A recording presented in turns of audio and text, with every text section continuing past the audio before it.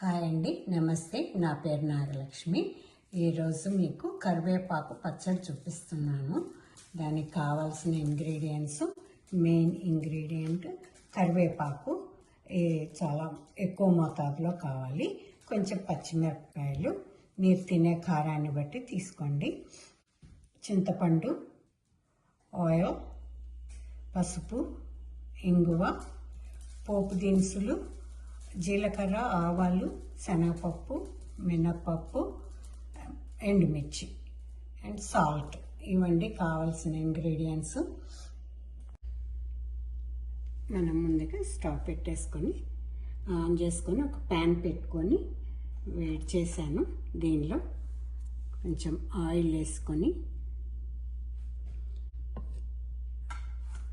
పచ్చిమిర్చి వేసి కొంచెం వేయించి తీసుకుందాం.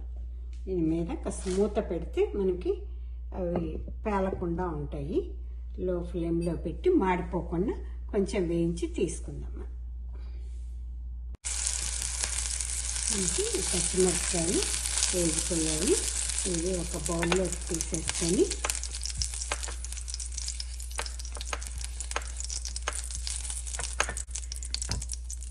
ఇందులోనే ఇంకొంచెంగా ఆయిల్ వేసుకొని మన కరివేపాకును వేయించుకుందాం.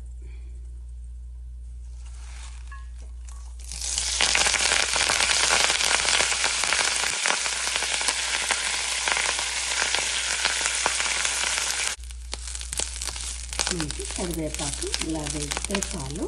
ఇక్కడ స్టవ్ ఆపేసేసి దీన్ని చల్లార్చేసుకుందాము. ఈ లోపుగా మనం వేయించి ఉంచుకున్న పచ్చిమిర్చి ఇవి గ్రైండ్ చేసుకుందాం. మనం కరివేపాకు చల్లారేలోపు ఈ పచ్చిమిర్చి వేయించుకుని ఉంచుకున్నవి, దానికి సరిపడా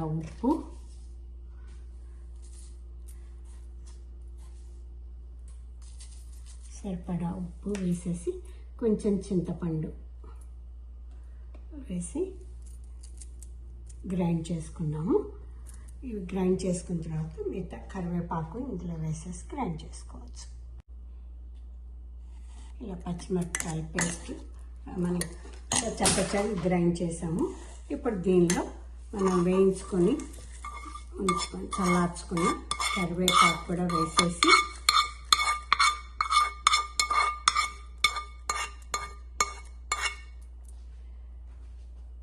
దీనిలోనే కొంచెం పసుపు వేసి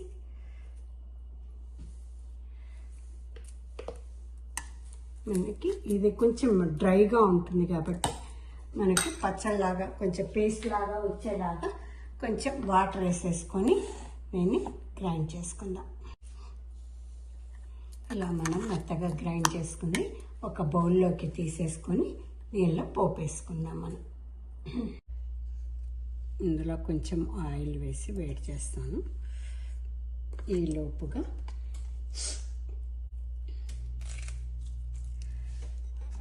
మనం నూరుకొని ఉంచిన పచ్చళ్ళలో కరివేపాకు, ఇంగువ వేసేసి రెడీగా పెట్టుకుందాం. దీని మీద పోపు వేసేసుకుందాం. మనం నూనె వేడొచ్చిన తర్వాత ఆవాలు, జీలకర్ర, శనగపప్పు, మినప్పప్పు వేసేసి 2 ఎండుమిర్చి వేసాను. పోపు వేగిపోయిన తర్వాత ఈ చట్నీలు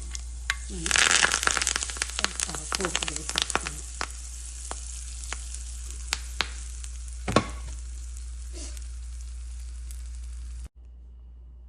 ఇదండి మన కరివేపాకు పచ్చడి.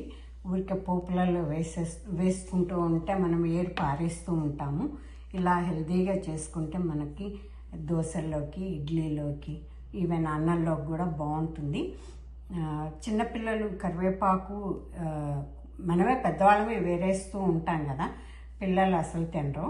అందుకని ఇలా చేసేసి మీరు బ్రెడ్ మీద కనుక స్ప్రెడ్ చేసేసి శాండ్విచ్ లాగా మీరు ఏం పెడతారో అందులో మీ ఇష్టం, కూరగాయలు కానీ మన సాలెడ్ ఆకు ఇలాంటివన్నీ పెట్టేసుకోవచ్చు. చీజ్ వేసేసి ఇచ్చారంటే శాండ్విచ్ రూపంలో పిల్లలు హెల్తీగా ఉంటుంది, వాళ్ళకి ఎంజాయ్ చేస్తూ తింటారు. స్కూళ్ళకి బాక్సుల్లో కట్టడానికి శాండ్విచ్లు ఇలా చేసేస్తే దాని మీద బ్రెడ్ మీద స్ప్రెడ్ చేసి పంపించారంటే మంచి టేస్టీగా ఆరోగ్యంగా కూడా ఉంటుంది వాళ్ళకి కూడాను. వాళ్ళకి డిఫరెంట్ టేస్ట్ చూపించినట్టు కూడా ఉంటుంది. అందుకని ఈ రెసిపీ చూపిస్తున్నాను. మీరు ఎండుమిర్చితో కూడా చేసుకోవచ్చు. ఆల్రెడీ కరివేపాకు కొంచెం డ్రైగా ఉంటుంది కాబట్టి పచ్చిమిరపకాయలు వేస్తే కొంచెం మనకి చట్నీలోకి బాగుంటుందని నేను పచ్చిమిరపకాయలతో చూపించాను. మీ ఇష్టం, మీరు కావాలంటే ఎండుమిర్చితో కూడా వేసి చేసుకోవచ్చు. ఇదండి ఈరోజు నా రెసిపీ. మీకు పచ్చడి నచ్చుతుందని ఆశిస్తున్నాను. మీకు ఈ వీడియో కనుక నచ్చితే like and share and subscribe, please. Thank you. Bye.